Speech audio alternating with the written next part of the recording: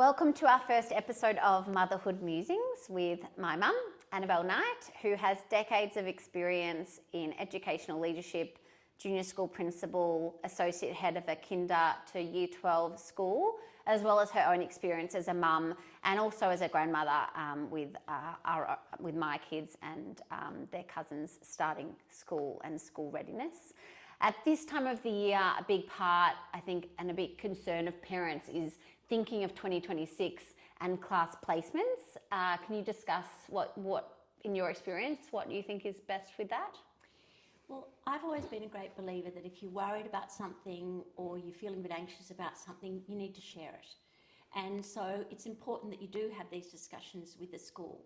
I hope that you've been having these discussions over the year with the school as well, so it's not a big surprise to them. It's always great to get their perspective because we're all there for the same reason.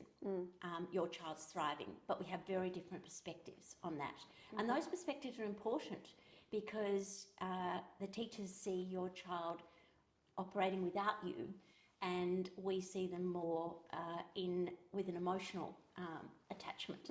So I would definitely discuss it, definitely find out the way the school would like it discussed. Do they want the classroom teachers involved? Do they want you to go to a year level coordinator? Would they like it in writing? There will be a way that they would like it done. The most important thing for me is to think about why you're anxious or worried about it. First of all, trust is really important. The teachers do know your children, and they are trying to, there might be 5 children that they feel need to be separated and there's only 3 teachers. So we have to try and understand their perspective as well.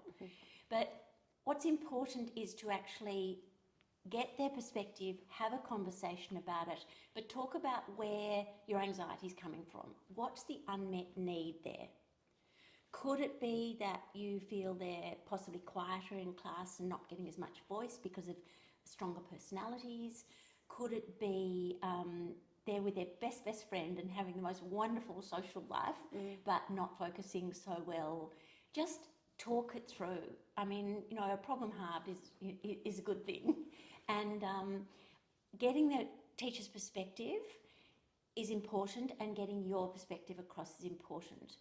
What I wouldn't do is go in and say that you want a definite teacher or you want your child away from its child, for example. It may be that that'll come up in conversation, but you want an open, less defensive conversation. So talk about the things that you've noticed, the growth, the strengths, the positives of the year, so that what you're grateful for, where your anxieties are stemming from. If there is a particular child that is a bit of a personality clash, for example, it's unlikely the teacher won't know about it and you haven't discussed it before. But I think we have to remember that they can't talk about other children. They can't talk about teachers even for next year. They may not be settled.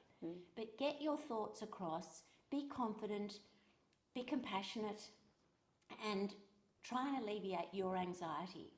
And then when you've had that conversation, you have to trust and you have to step back and say, I've done all I can do. Now it's the partnership that will take over. And how about this scenario? So your child's had moving up day, they figured out who's in their class, and they don't really feel like they have many close friends in their class. How would you sort of handle that at pick-up time? I would acknowledge the disappointment to start with. I would say it seems like you're a bit disappointed. I get that. I understand that. I had those times too. And who is in your class? I would unpack who they've got there, what their connection with any of those children are, what those other children's interests are. And I'd also come from the fact that new is a bit uncomfortable, but it's how we learn. We learn through meeting new people.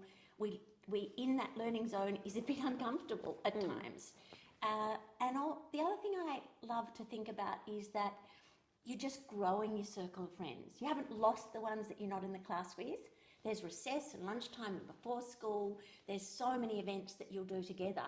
So you're growing friendships, not losing things. Our world is so focused on what we haven't got.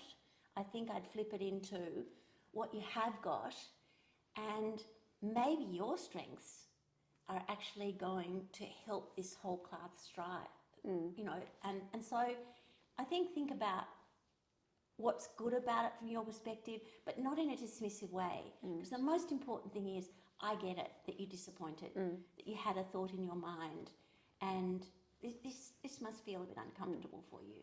I do also find term 4 is such I feel like it's quite a hard term because everyone starts talking about next year, and then, you know, adults come up and like, oh, you must be so excited for next year and this, and the children are just sort of reeling, saying, oh, I'm actually very comfortable and I feel safe and secure in my class and my classmates and my teacher. What do you mean? There. Yeah, what do you mean? I've just got there. Yeah. Now, in our country, we do change teachers every year, whereas a lot of countries in Europe, for example, they have the teacher for 2 or 3 years, which can be a bonus, or if there's a personality they don't get on with, True. it's not necessarily so.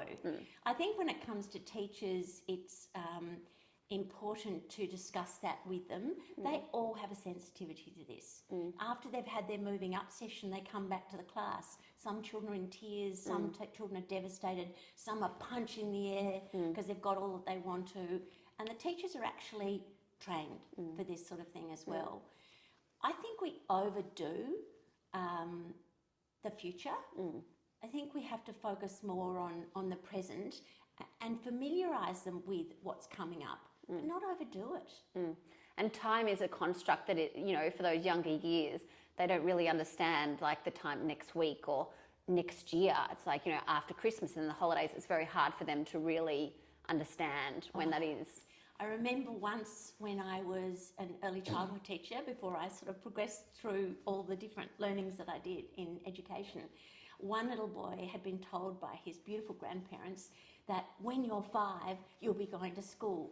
So he had his 5th birthday, wouldn't come back to kindergarten the next day. And I could not work with, none of us could work it out. Parents, we sat there, we wondered. Anyway, I did a home visit and went and had a cup of tea with him, and he said, I am not going back because I'm not going to school, and just because I'm 5.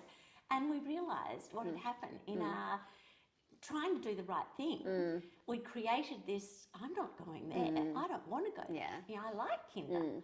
So we can overdo it a little bit in for all good intentions. So I think life is about change, life is about new, and we'll talk about this a little bit more in sort of when we're talking about transitions, but helping them through it and empathising with them. The last thing anyone wants is to be dismissed. You know, it'll be right, it'll be right. It's actually not right, Mum. And I don't feel right at all, and I'm feeling really uncomfortable. So, you know, it seems like maybe you're a bit sad about that, or it seems like you're really disappointed, and tell me more about that. And I'm really glad that you're showing me how you feel, because we can talk about it now. Yeah, have an open dialogue. Yeah, absolutely. Great. Yeah. That's it for our first episode, and we'll see you next week.